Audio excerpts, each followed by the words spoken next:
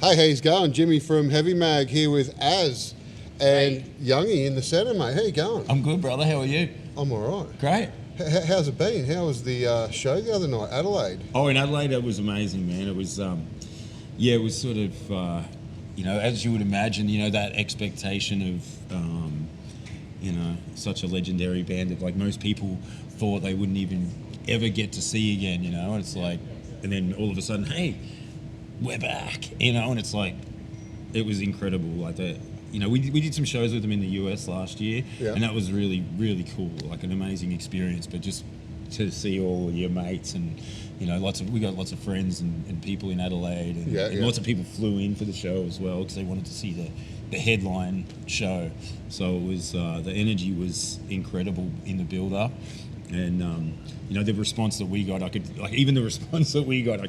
pit was already, after a couple of bottles of water over the head and stuff like that, we fired them up. You're not going to throw any at us today while we're in here, are you? Well, I can. We could do with some. We can't find any water at the moment. It's a bit tough. I did that earlier. But no, the show was amazing, man. It was great, and everyone here in Melbourne today is in for a real treat. It's a great tribute to the brothers. It's awesome.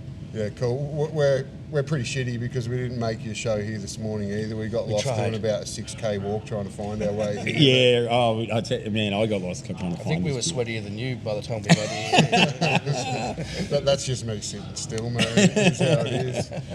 So tell us about the whole the whole Pantera thing, the connection with Phil early on. For those who don't know, how did that all come about? Because you're connected through Housecore Records?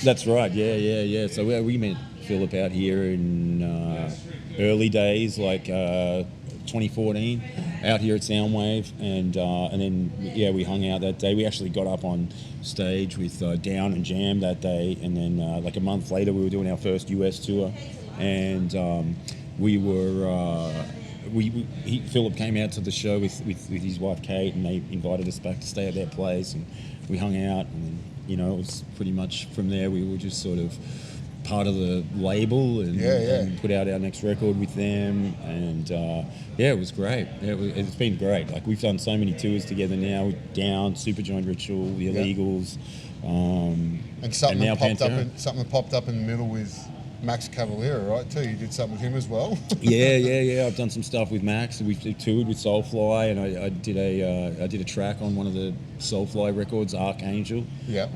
That was a pretty surreal experience as well. Sort of having that friendship with people that you kind of, idolized as teenagers. It's sort of, It's sort of you still kind of don't. Spinning out yeah, on you it, still don't. Yeah, like it's fine now, but it's a sort of.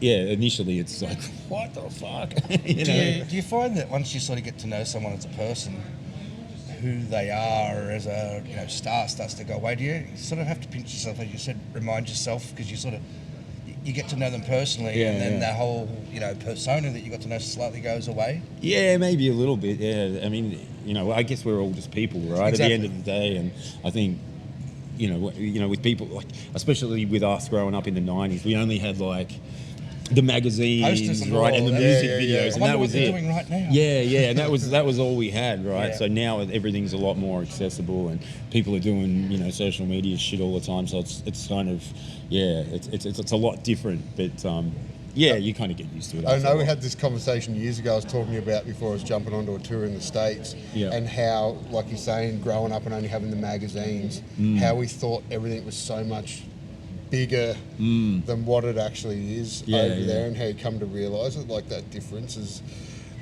Has that become more apparent to you over the years? Because it kind of has with me, Yeah, absolutely. Yeah, it's the perception is. The perception is the perception. It's not necessarily the reality. You see the American bands and you kind of think, oh, these guys are always playing stadiums, and you go to shows and it's like local shows over here. Yeah, right. I think that everyone's from Planet Awesome. And you think everyone's a big, massive rock star, you can't talk to them, but then, as you know, you can. Yeah. Like exactly. us guys. The actual big rock stars, I find they're the ones that are most likely to actually talk to you, that they're comfortable with who they are, so they're pretty relaxed, not trying to worry about, how they're seen. A question is, as far as I've seen you guys in the early days. Right, yeah. And the shows were very confronting and very intimate, let's say. Yeah. How does it feel now when you're on stage and there's like 500 yards between you and the crowd? Can you, there's enough room for an ambulance to drive through. Yeah. How does that affect your performance, or can you still get that energy back?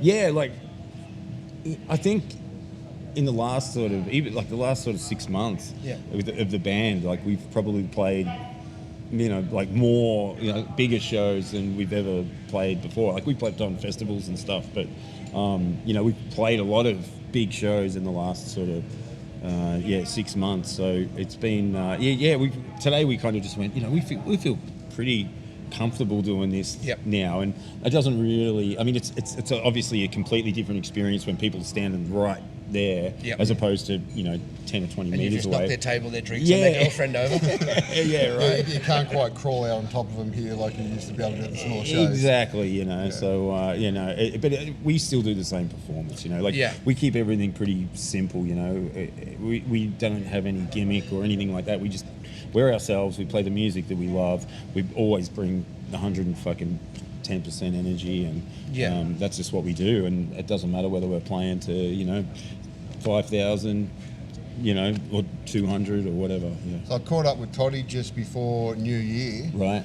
And he said you might have been slipping in and out of the studio with some new stuff coming up. Is that what's going on? Yeah, we actually played 2 new songs today, and we were just like, we just fuck it, let's just do it, Yeah. And it went down great, and we've been in the studio writing, demoing, pre-production, all that stuff, and once we're done with Knotfest, we're going to hit the studio and get it done.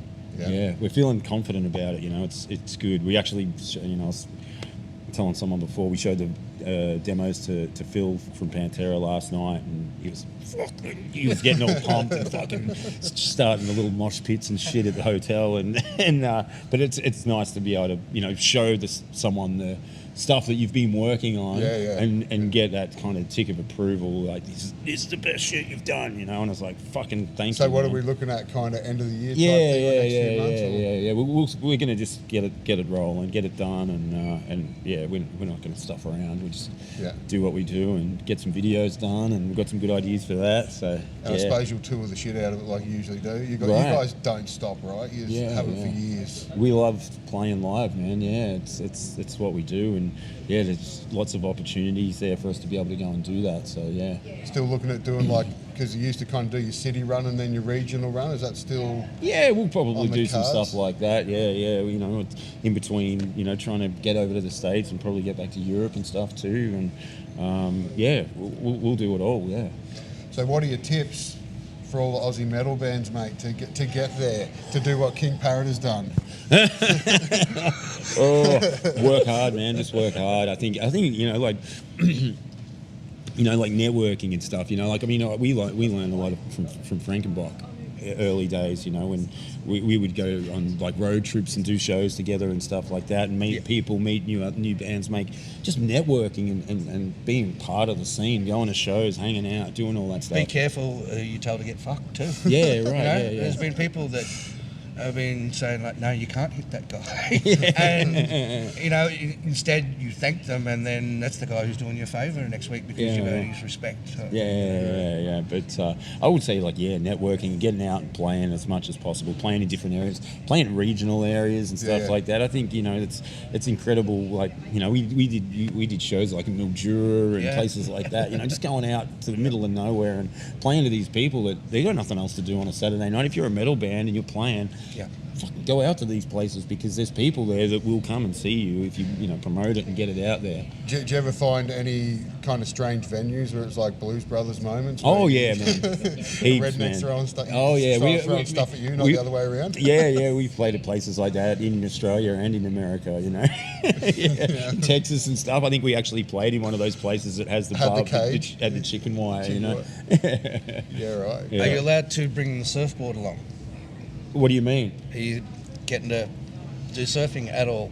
can you stick the surfboard in like with the guitars and nick off before sound check and get a few waves? No, or is it business go go go? Oh man, occasionally we'll get a surf in. Yep. Yeah. On the last US tour we did, I went for a surf with Derek from used to play in Cattle Decapitation and the Illegals and stuff, and he took us out surfing in San Diego. Yep. And it was fucking great. We had the best day. It was awesome. And I've actually taken him surfing when he's been out here on tour up in Sydney and stuff, but not too much. Not too much.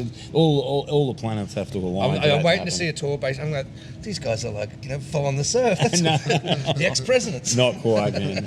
I'm not that good at it, and I'm not that. I'm not that good at it to be doing that sort of thing. That's for sure.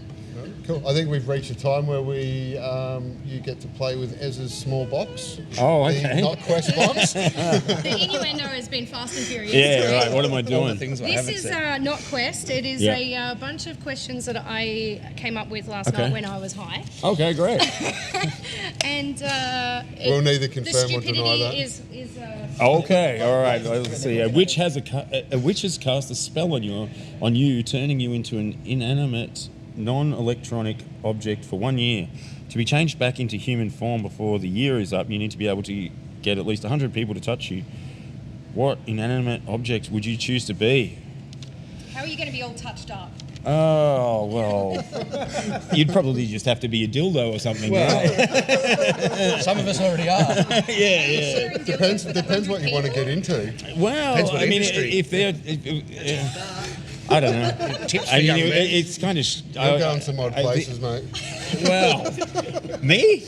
You're taking me there. That's a really, really worn and tattered dildo to me. It may very well be. I hope it's not yours. Well, that went south pretty quickly, didn't it? I think it's the guy from Anvil's dildo. Yeah, right. Well, it could very well be his too. Let's hope so. He went out of the way to tell everybody, I used to play guitar with a woman's dildo. And I was like, it's been up your ass. There isn't a woman's dildo. I don't care if it's pink or brown. On that note, this has gone pretty south. What other way would you expect it to go? Oh, that's great, it's I great. mean, come on. Welcome. Right, we might wrap it up, Youngy. Thanks for joining us, mate. Appreciate you. Thank We'll you. see you out there. Appreciate you.